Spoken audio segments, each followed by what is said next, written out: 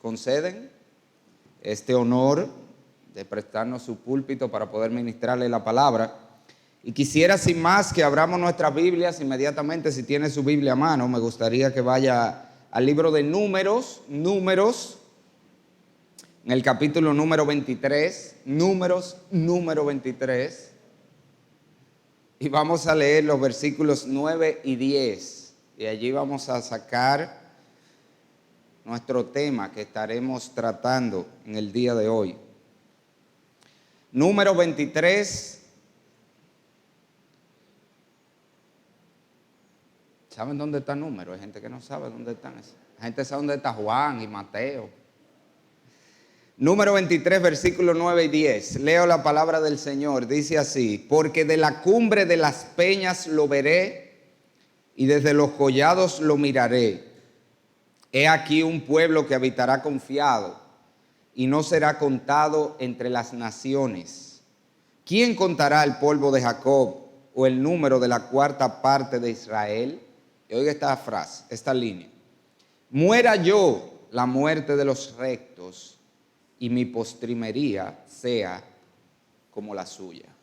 Padre, te damos gracias en esta hora. Al acercarnos a tu palabra, reconocemos el privilegio inmenso que es tener tu revelación en nuestras manos, sabiendo, Señor, que cuando tu palabra es expuesta, tú hablas por medio de ella. Y ese es nuestro deseo, que en la medida que nosotros hablamos a los oídos humanos, tú hables al corazón, muestres a cada uno su necesidad urgente de refugiarse en Cristo, el único que puede darnos vida en abundancia y vida eterna. Dirígenos pues, Señor, en todo lo que vamos a hablar. Lávanos, límpianos y santifícanos en el nombre de Jesús. Amén. Si nosotros saliésemos a hacer una encuesta, y créeme que yo he preguntado mucho sobre eso, pero es algo elemental. Si le preguntáramos a la gente cuál es la peor tragedia de la vida, qué es lo peor que le puede pasar a un ser humano, bueno, vamos a hacerlo aquí. ¿Qué respuesta usted cree que la gente daría? ¿Qué respuesta daría usted? ¿Qué es lo peor que le puede pasar a alguien?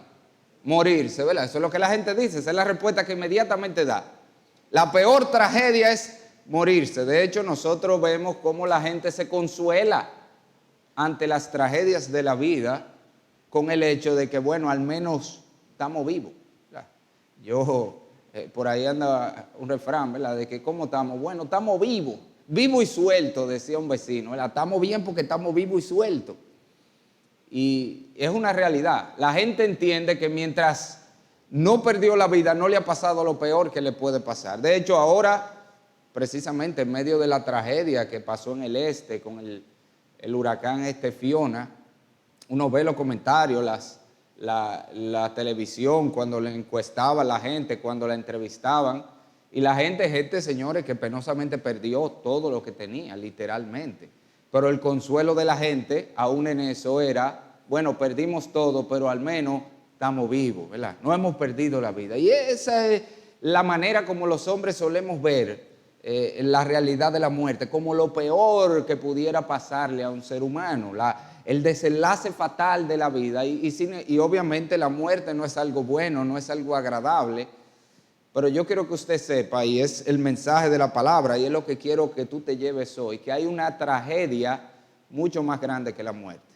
Lo peor que le puede pasar a un ser humano no es morir.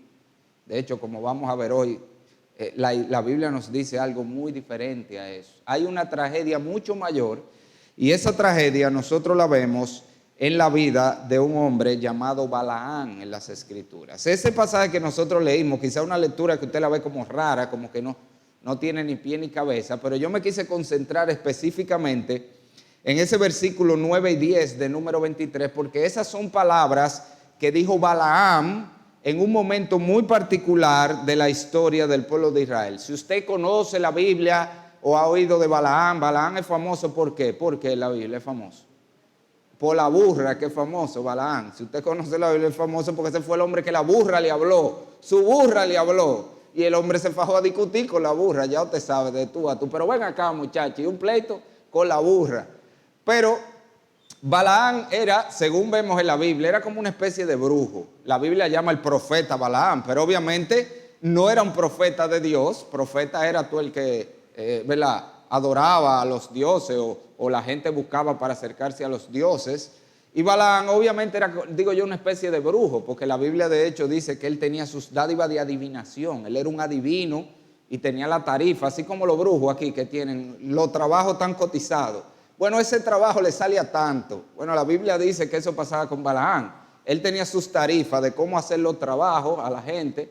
Y precisamente lo que está pasando en este contexto es que Balac, el rey de Moab, manda a buscar a Balaam el brujo para que le eche una maldición, le haga un trabajo de eso que hacen los brujos y le eche una cosa al pueblo de Israel para él poder invadirlo. El pueblo de Israel acaba de salir de Egipto, el Señor lo tiene caminando por el desierto rumbo a la tierra prometida, y mientras van caminando pasan cerca de Moab. Y Balac, el rey de Moab, a pesar de que ellos no se iban a meter con la gente de Moab, pero es lo que pensó, pero yo voy a acabar con esta gente para cogerle el botín y cogerle todo lo que traen. Recuerde que ellos salieron de Egipto, dice, con muchas posesiones que los egipcios les dieron. Pero él temía, él oyó, óyeme, este fue el pueblo que Dios lo sacó, que hizo todos esos milagros en Egipto, que hizo grandes prodigios. Yo no me voy a meter con ellos así, déjame buscar a Balaam, el brujo, que me le haga un trabajo, me le eche una maldición para entonces yo atacarlo. Y lo que estamos viendo aquí, si usted mira de hecho el final de Números 22, el capítulo anterior, dice: el día siguiente Balac, el rey de Moab, tomó a Balaam y lo subió y lo hizo subir a Bamot Baal, y desde allí vio a los más cercanos del pueblo. Esto es importante. Lo que estamos viendo es que Balaam está en una colina desde donde él puede ver al pueblo de Israel allá abajo, que está caminando en el desierto.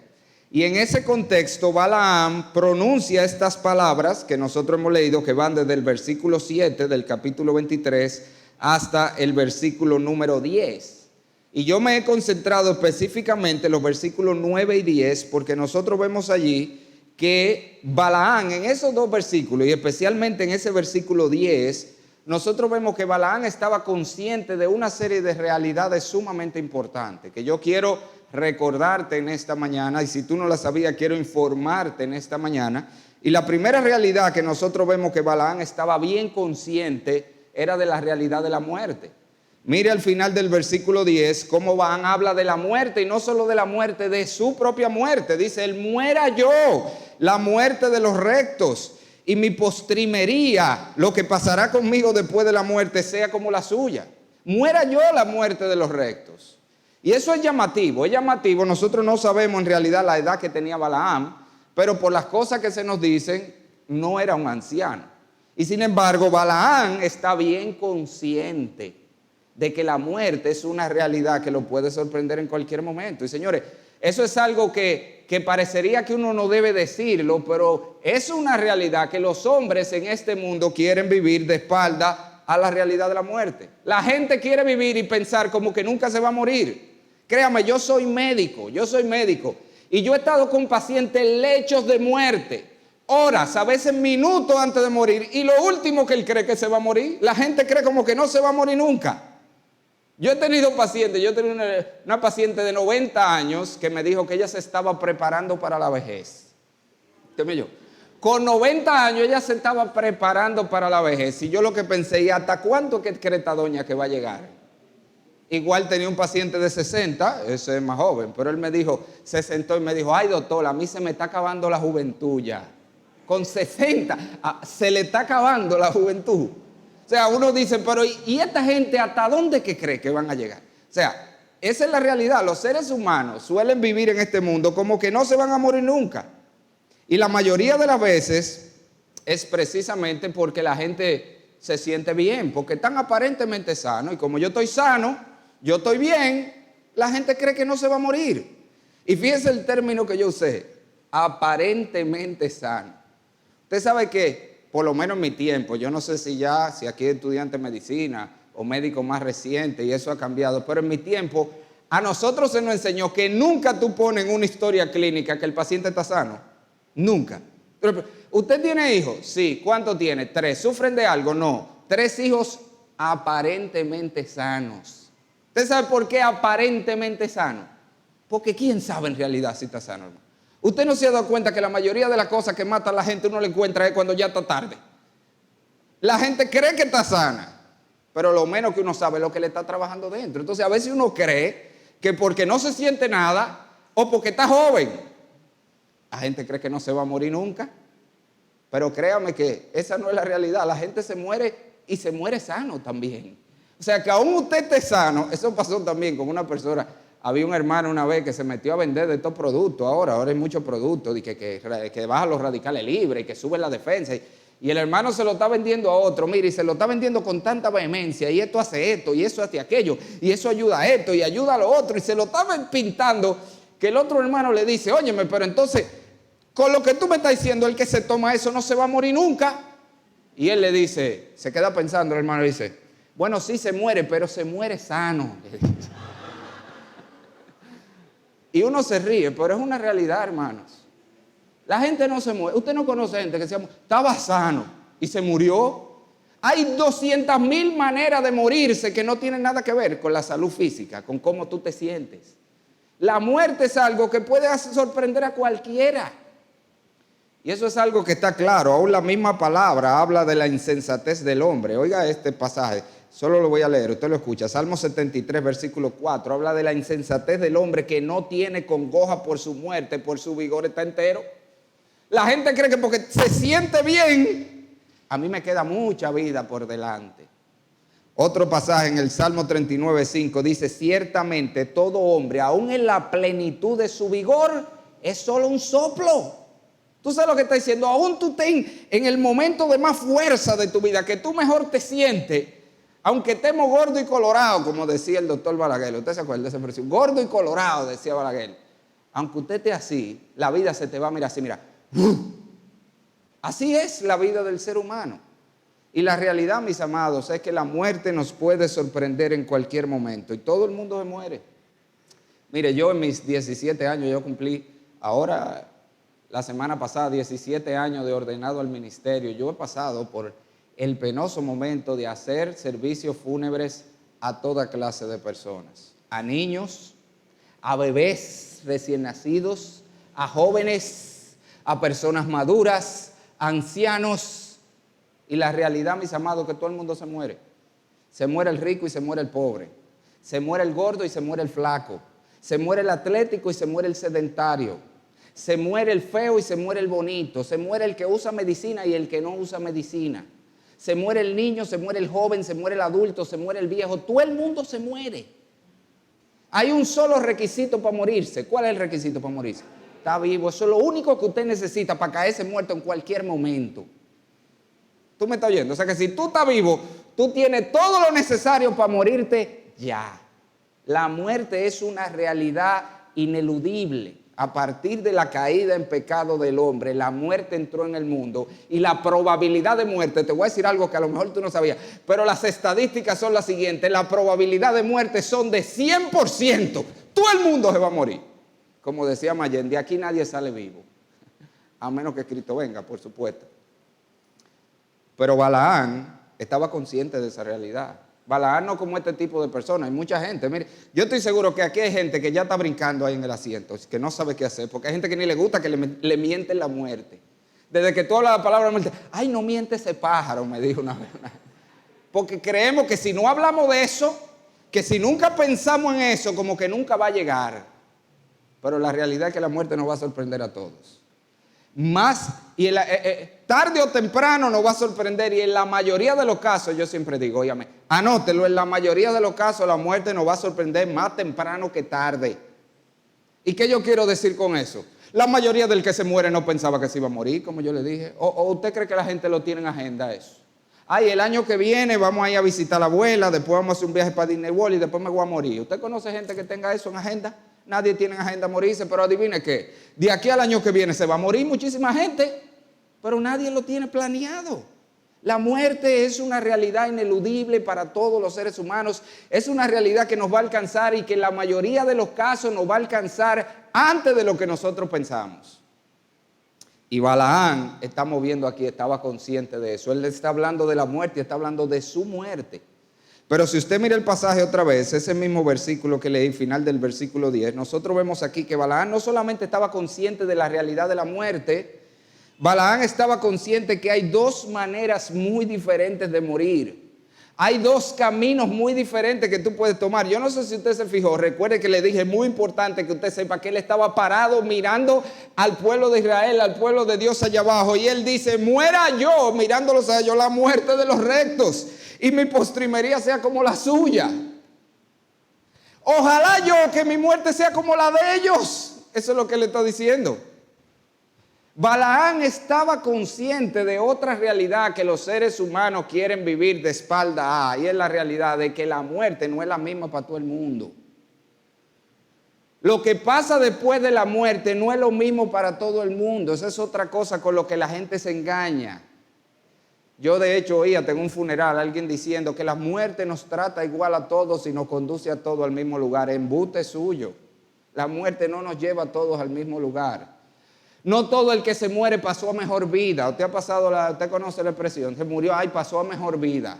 Todo el que se muere, la gente dice, pasó a mejor vida, seguro. Porque la Biblia nos dice que no todo el que muere pasa a mejor vida. La muerte no es la misma experiencia para todos. Una es la muerte de los cristianos, del pueblo de Dios, de los creyentes. Y otra es la muerte de los que no pertenecen al pueblo de Dios.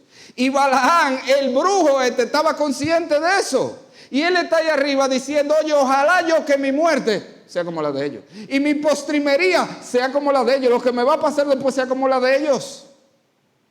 Y la Biblia es clara en eso. Nosotros queremos engañarnos, no solamente tratando de obviar la realidad de la muerte, sino pensando que cuando morimos ya se acabó todo. Pero no es así. La palabra de Dios, de hecho, el mismo Señor Jesucristo, en Lucas 16, si usted quiere vaya conmigo a ese pasaje para que lo ojee, solamente no voy a leer muchas porciones hoy, pero en Lucas 16, en ese pasaje el Señor Jesús, mire, si alguien sabe lo que pasa después de la muerte es el Señor. ¿Estamos claros en eso? Que si alguien sabe es el Señor Jesucristo. Porque de allá nadie ha venido para acá. Pero hay uno que vino de allá para acá, que fue Jesucristo, ¿verdad? De aquí los que se van no vuelven, pero hay uno que vino de allá, que es Jesucristo. Y Él nos dice lo que pasa. Y en Lucas 16 el Señor presenta allí las dos realidades, los dos caminos, ilustrado en esta historia que contó del rico y Lázaro. Dos caminos completamente diferentes. Y allí habla la historia de un hombre rico que murió y no pasó mejor vida, señores.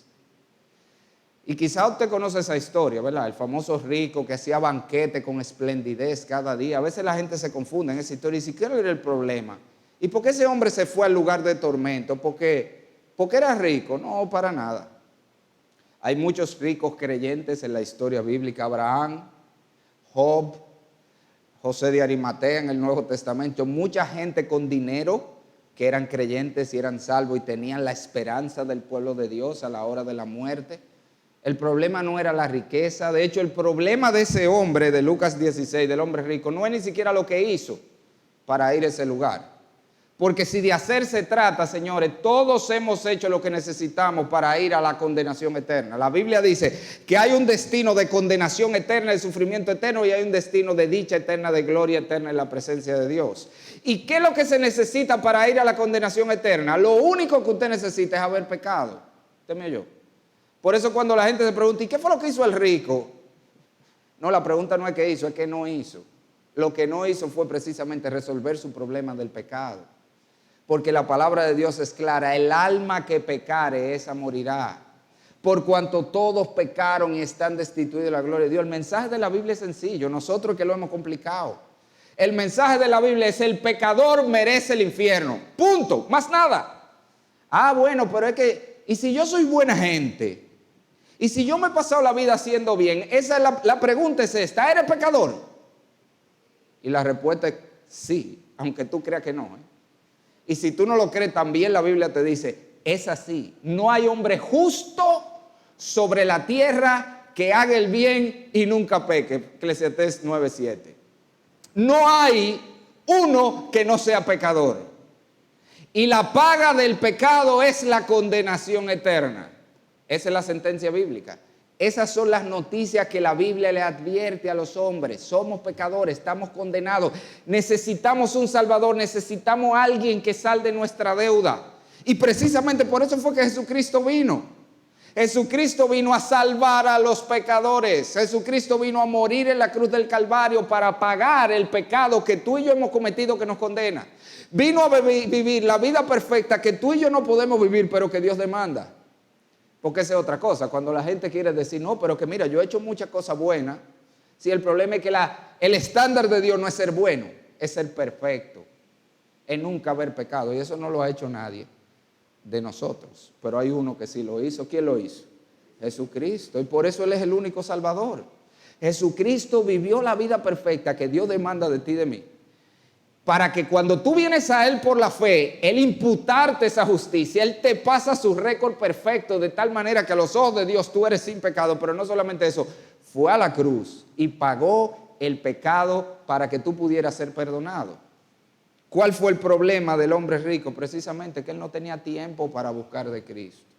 Él estaba demasiado ocupado haciendo sus banquetes cada día.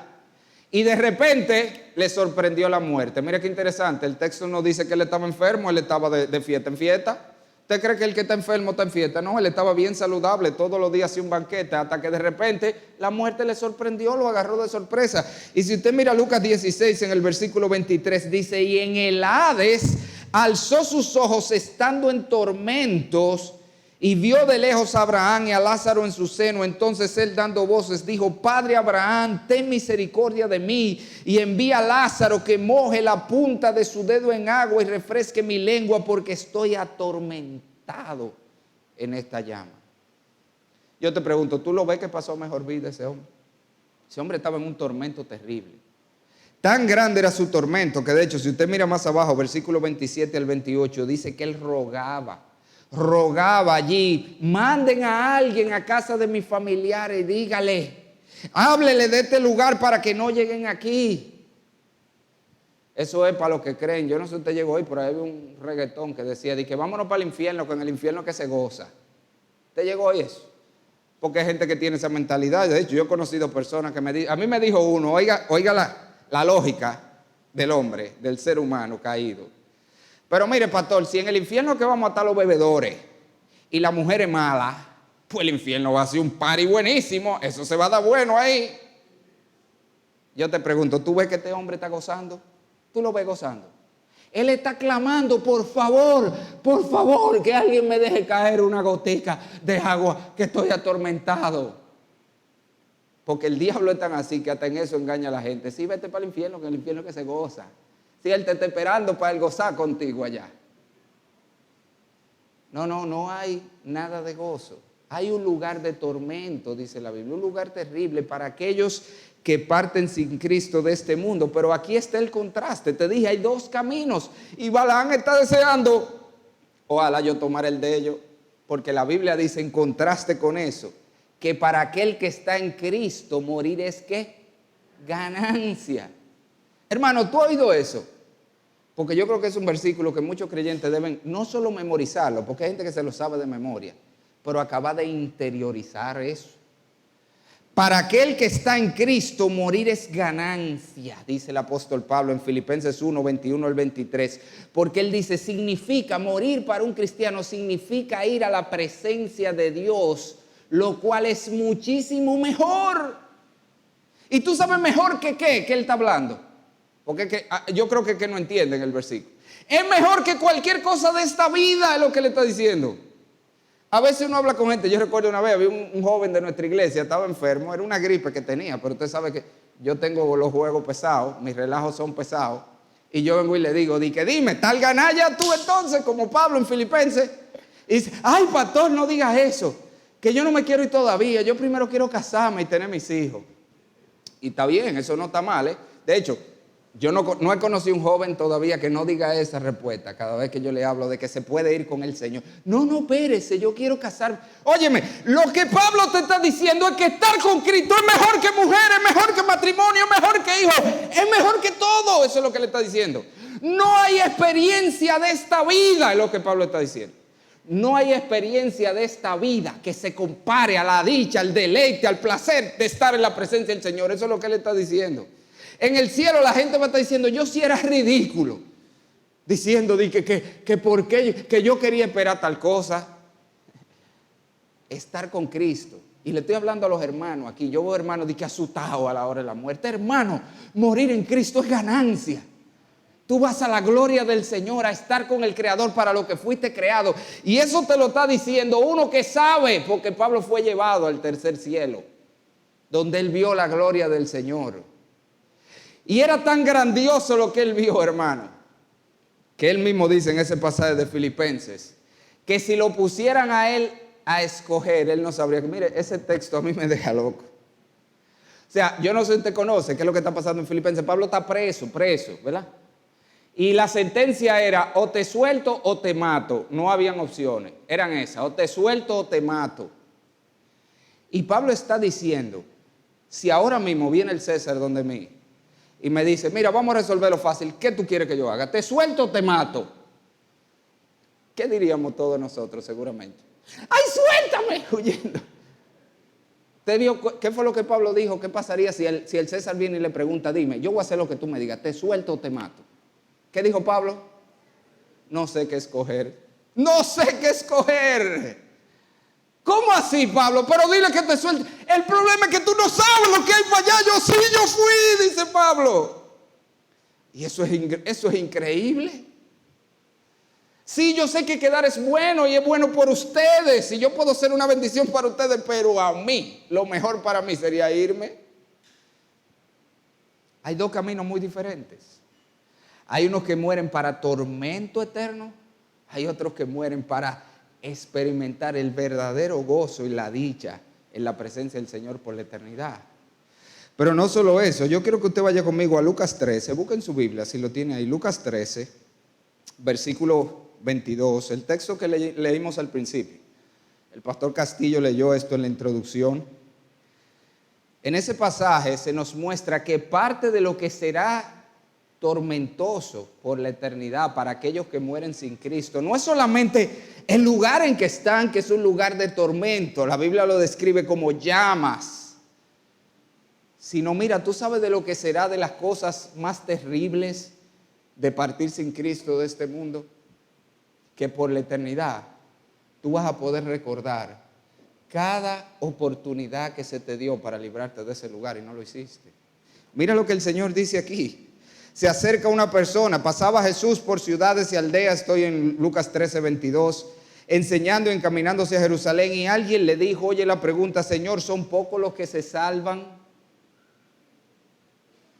Señor, ¿cómo es esto de la salvación? Y el Señor, que es tan especial, le dice, olvídate de las generalidades, concéntrate en ti, en tu problema. Y mira lo que él le dice, esfuérzate, esforzaos a entrar por la puerta angosta, porque os digo que muchos procurarán entrar y no podrán. Ojo con esto, ojo lo que el Señor está diciendo. Esfuérzate a entrar. Y eso es interesante, porque lo que el Señor está diciendo es que ser salvo va a requerir un pleito, mi amigo.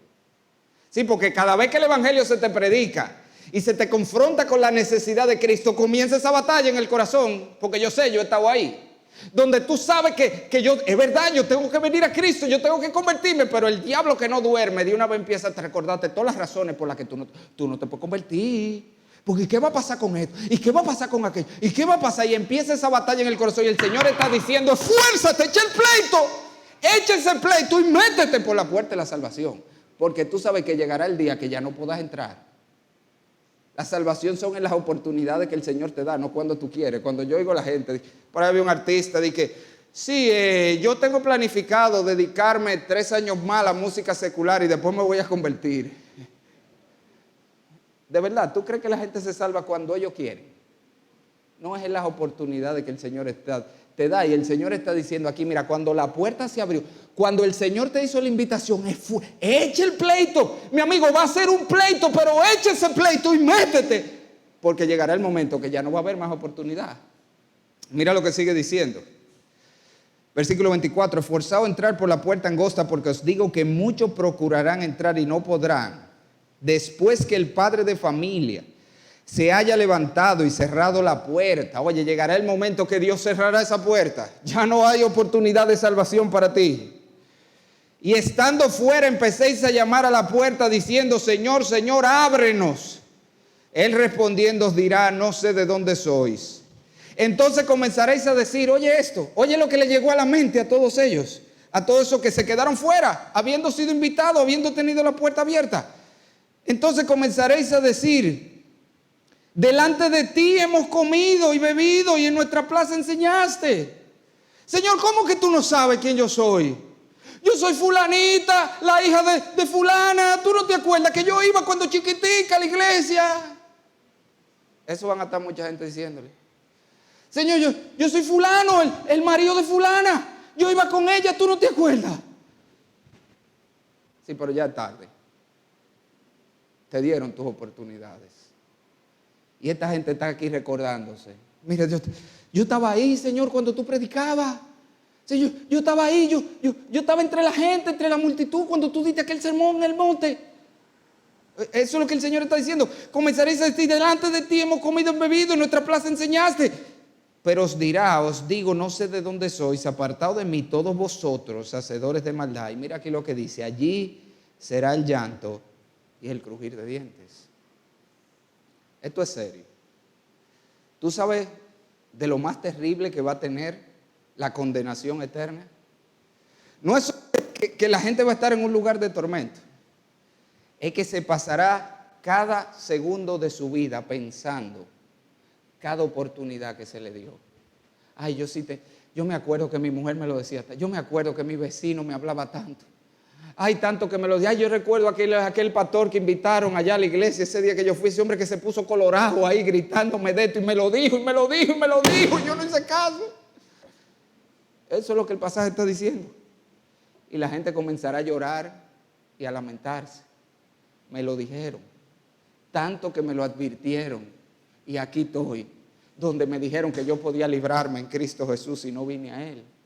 Ahora, en contraste con eso, y otra vez, lo que quiero que tú veas el contraste que la Biblia hace. Hay gente que morirá para tormento, para remordimiento. Sin embargo, la Biblia dice, aquellos que mueren en Cristo, el morir es ganancia, será para deleite eterno. Apocalipsis 21, 3 y 4 dice, oí una voz del cielo que decía, he aquí el tabernáculo de Dios con los hombres, y Él morará con ellos, y ellos serán su pueblo, y Dios mismo estará con ellos como su Dios. Y oye esto, enjugará Dios toda lágrima de los ojos de ellos, y no habrá muerte, ni habrá más llanto, ni clamor, ni dolor, porque las primeras cosas pasaron. Hay algunos que morirán para nunca más saber lo que es llorar, lo que es tristeza, lo que es dolor. Mientras que algunos mueren para tormento, para remordimiento, para angustia, otros mueren para deleite, para nunca más saber lo que es llanto ni dolor. Hay dos caminos muy diferentes. Y si volvemos otra vez a número, Balaam, como vimos, estaba muy consciente de eso. Balaam sabía que podía morir en cualquier momento, pero Balaam sabía que una era la manera de morir de los creyentes y otra la manera de los no creyentes. Pero Balaam no solamente sabía que había dos maneras diferentes de morir.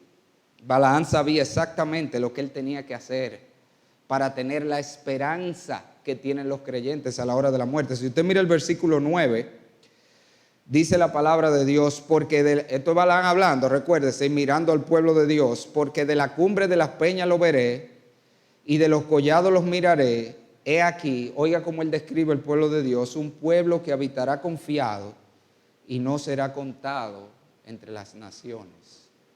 Balaam describe al pueblo de Dios allí con las cualidades que caracterizan a aquellos que son salvos. El pueblo que habitará confiado, un pueblo que vive por fe. Y de eso se trata la salvación. Oye, esto es más fácil de lo que la gente que la ha complicado. Salvarse es tan fácil como tú reconocer que necesitas un Salvador y confiar en Cristo como tu Señor y Salvador. Esa es la base. La salvación siempre ha sido de la misma manera. Usted me oyó. Siempre. No ha habido muchas formas como el hombre se salva en la historia. Ha habido una sola, por la fe. La fe en la promesa de Dios y especialmente la fe en la promesa del Salvador. Siempre la salvación ha sido por medio de la fe en la promesa de Dios de salvación. Esa salvación que nos fue obrada en Cristo. Y Balaam sabía eso. Este es el pueblo que no confía en ellos, confía en su Dios. Este es el pueblo que vive por fe. Ese es el evangelio, señores. El evangelio es tan sencillo, nosotros que lo complicamos. Aquí se completa la otra parte. Yo te dije, la primera parte son las malas noticias. Somos pecadores, todo el mundo, por eso todos vamos, si no hacemos algo al respecto, camino a la condenación. Pero hay un Salvador que es Cristo Jesús. Vino al mundo, vivió la vida perfecta, murió en la cruz del Calvario para pagar el pecado, resucitó el tercer día. Y todos los que en fe se entregan a Él, y todos los que le reciben como su Señor y Salvador serán salvos. Ese es el evangelio. Así de sencillo es eso. Balaam sabía que este era el pueblo que vivía por fe. Pero no solo que vivía por fe, dice que dice aquí un pueblo que habitará confiado y no será contado entre las naciones. Una fe que nos lleva a apartarnos para Dios. Esa es la fe. No es la fe de creer que hay un Dios y que hay un Salvador. Eso dice la Biblia, hasta los demonios lo creen. Es la fe que me lleva a rendir mi vida y a separarme para ese Dios, a consagrar mi vida a Dios. Y Balaam estaba consciente de eso. Ahora, yo no sé si usted se la está llevando lo que estamos viendo aquí.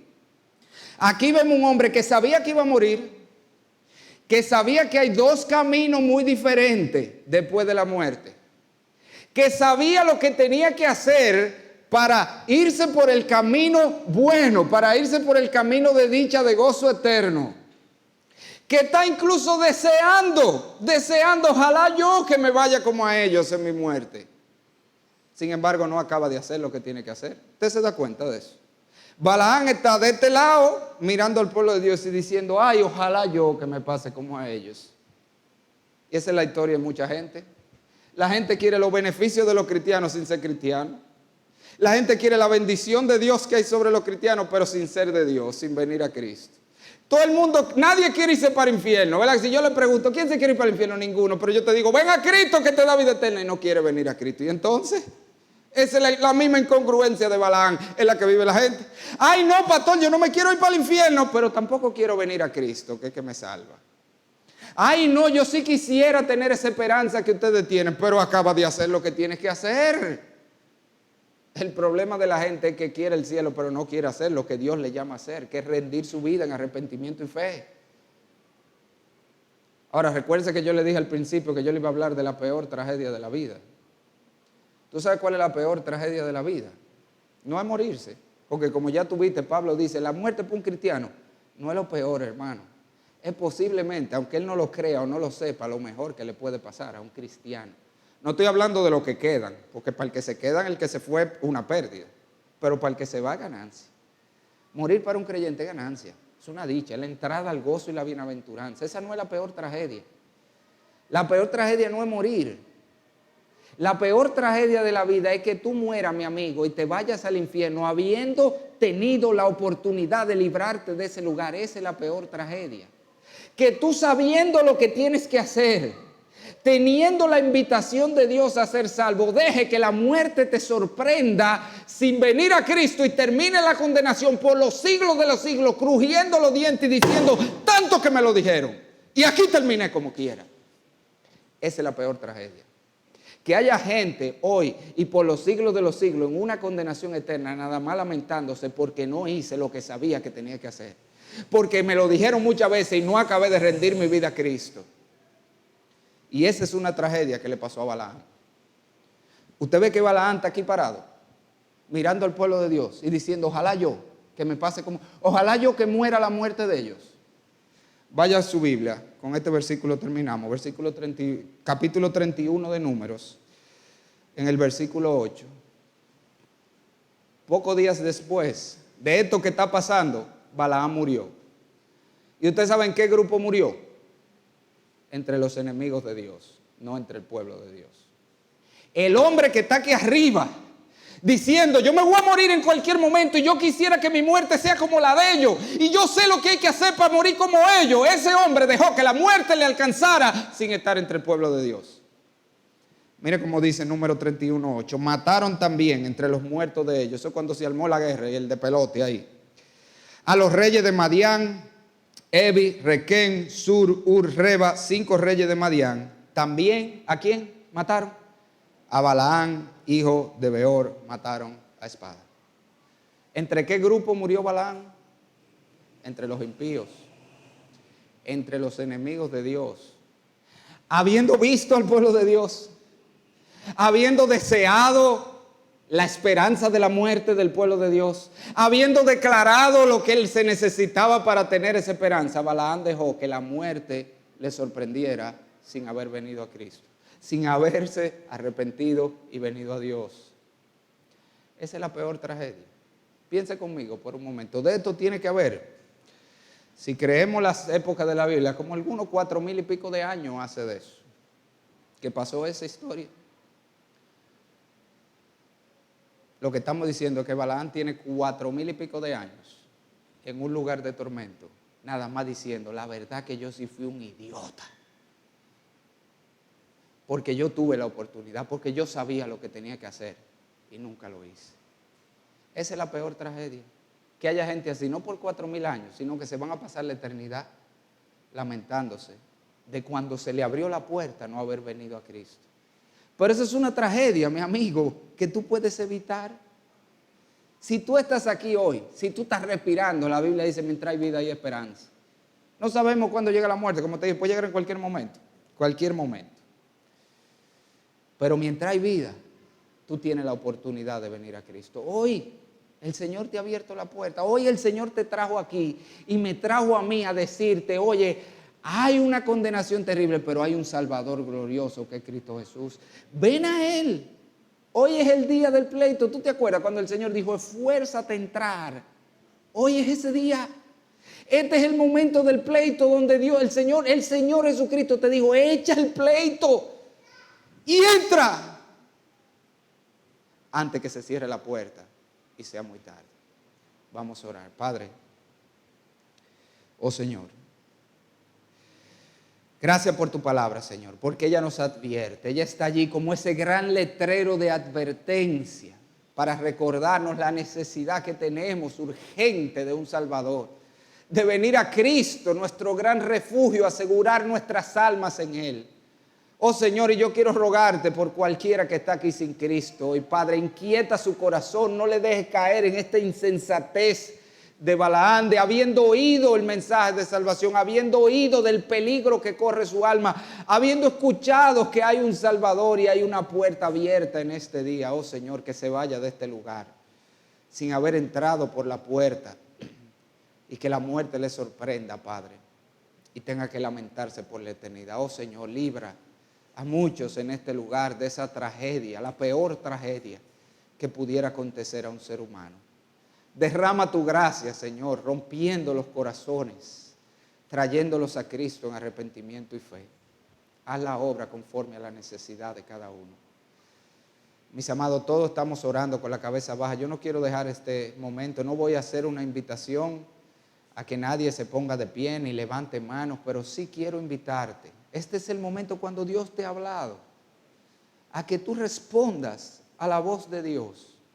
Y ahí donde tú estás, tú puedas rendir tu vida a Cristo. Si tú no te has convertido a Cristo, que tú puedas reconocer delante de Él tu pecado, tu condición, tu necesidad de un Salvador, y puedas clamar a Jesucristo y recibirle como Señor y Salvador en este día. Yo quiero darte un minuto, para que tú hagas eso ahí donde estás, para que hoy tú eches el pleito. Yo sé que va a ser un pleito, yo sé que hay una lucha en tu corazón hoy, el Señor lo dijo, pero el Señor mismo te anima y te dice, esfuérzate y entra hoy que la puerta está abierta.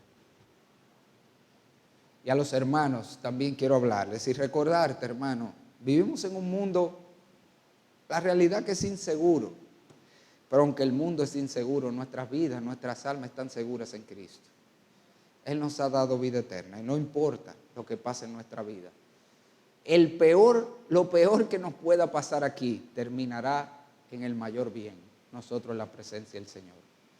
Demos gracias a Dios y regocijémonos en esa seguridad que tenemos en Él. Padre, nuevamente, gracias por este tiempo. Santifica tu palabra en los corazones conforme a la necesidad de cada uno. Te lo rogamos en el nombre de Jesús. Amén.